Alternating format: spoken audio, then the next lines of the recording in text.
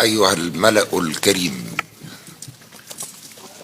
أتوجه إليكم جميعا بأصدق آيات الشكر والتقدير على حضوركم اليوم في هذا الاجتماع الذي يعقد لأول مرة للنظر في موضوع تحول في السنوات الأخيرة إلى مأساة إنسانية.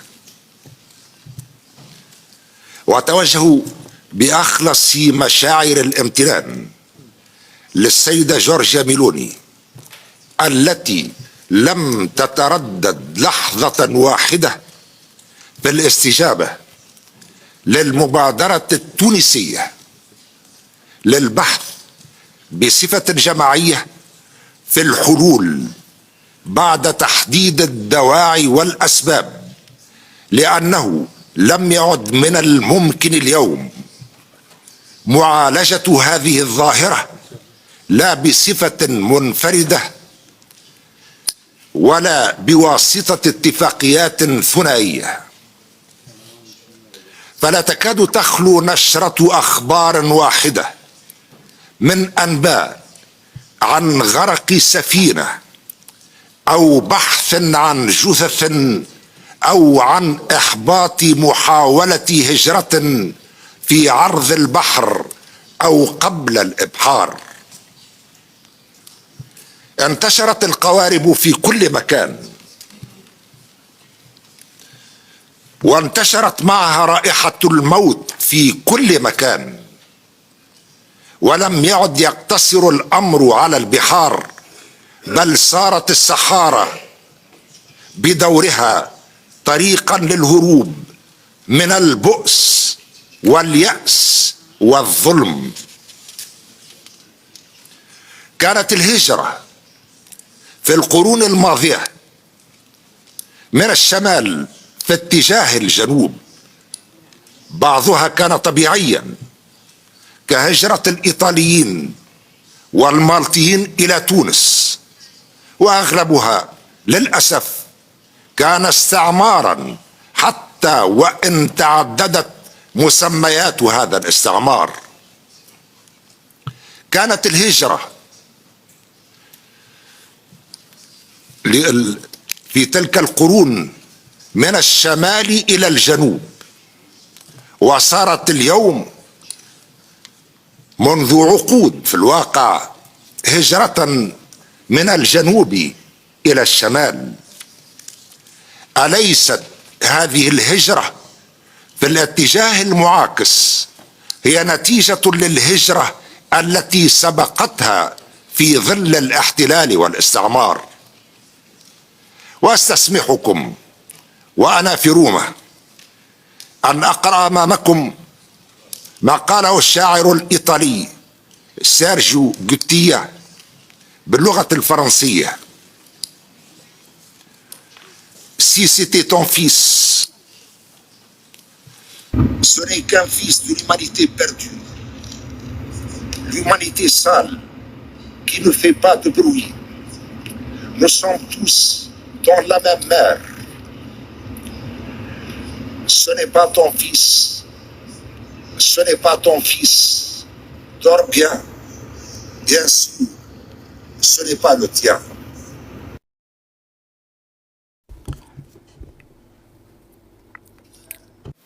يقول لهذا الشاعر انهم منا ونحن منهم،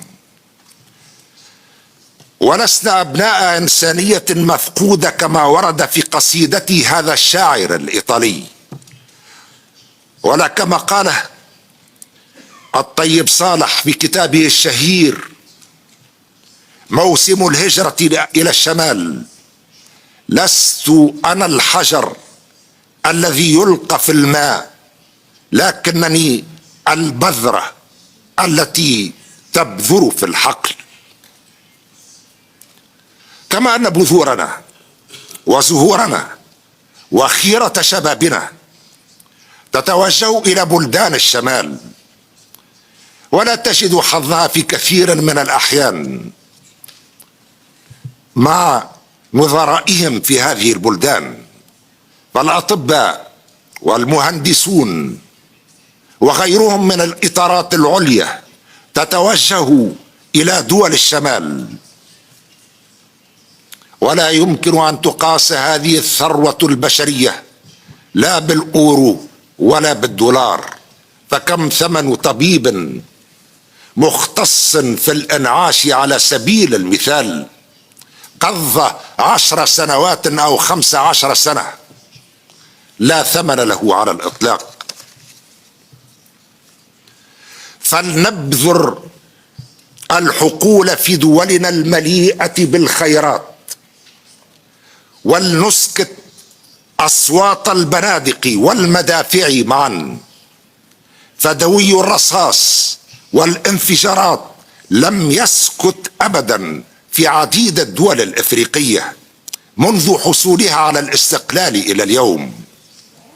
فثمن قذيفة واحدة أو ثمن صاروخ واحد يكفي غائلة الجوع والفقر لعشرات الأفراد، بل آلاف المعذبين في قارتنا السمراء التي نعتز بالانتماء إليها.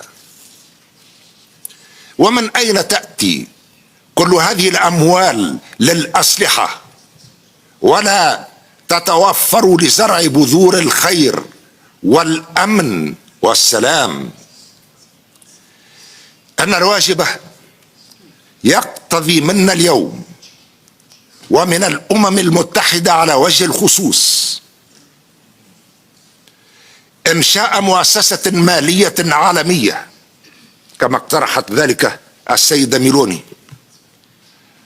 مؤسسة عالمية جديدة يتم تمويلها من القروض بعد إلغائها ومن الأموال المنهوبة بعد استرجاعها، لإرساء نظام إنساني جديد حتى يحل الأمل مكان اليأس وحتى يعم الرخاء الجميع. فلن يستتب أمر ولن يستقر وضع إلا بالقضاء على الأسباب التي أدت إليه، ولا يستتب هذا الأمن في ظل هذه الجثث كلمن ينبع الأمل من بيوت الأموات التي تمتلئ بهؤلاء المهاجرين المهجرين. وللأسف عديدة هي المؤسسات التي تقتضي النصوص التي أسستها أن تقوم بدورها الإنساني. هذه المؤسسات لم تحرك ساكنا واكتفت ببيانات هي كالسراب يحسبها الظمآن ماء. ومن رحم هذا الصنف من الهجرة برزت منذ أعوام شبكات للاتجار بالبشر وبأعضاء البشر، صارت جرائمها تحتل المركز الثالث في الأرباح بعد تجارة السلاح والمخدرات. أن هذه الجريمة المنظمة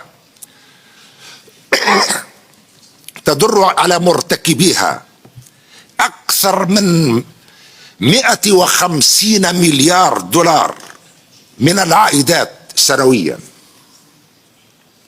وتهدد قرابة 25 مليون شخصا في العالم من النساء والرجال والأطفال بالاستغلال الجنسي أو السخرة.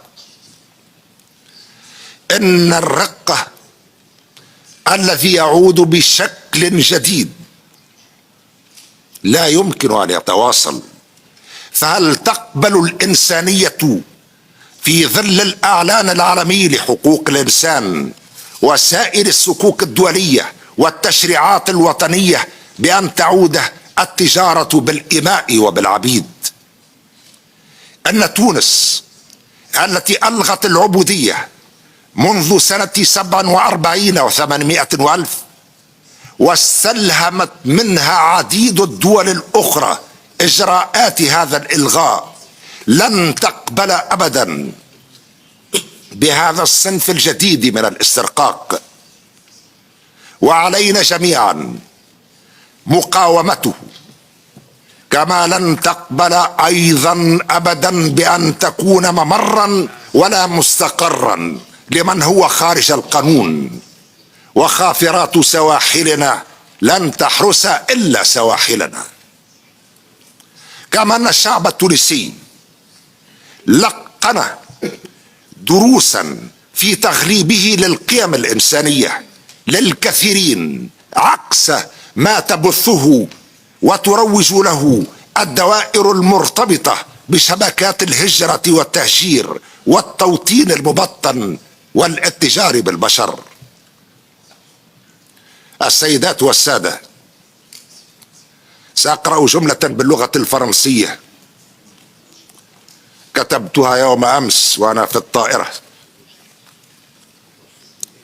Mesdames et messieurs, il s'agit des droits de l'homme.